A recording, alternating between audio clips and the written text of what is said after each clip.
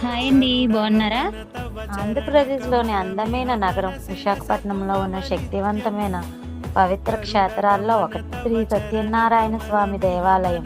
స్థానిక విశ్వాసాల ప్రకారం ఈ ఆలయం సుమారు 200 సంవత్సరాల క్రితం స్థాపించబడిందని చెప్తారు. కాలక్రమేణా భక్తుల సహకారంతో ఆలయం అభివృద్ధి చెంది ప్రస్తుతం ప్రముఖ ఆధ్యాత్మిక కేంద్రంగా నిలిచింది.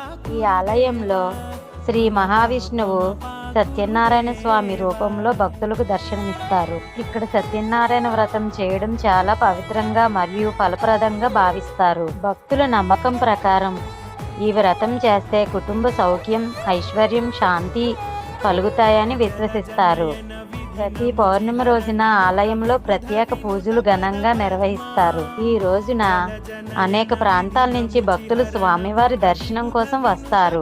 ఆలయ ప్రాంగణం ప్రశాంతంగా ఉండి భక్తులకు ఆధ్యాత్మిక అనుభూతిని అందిస్తుంది.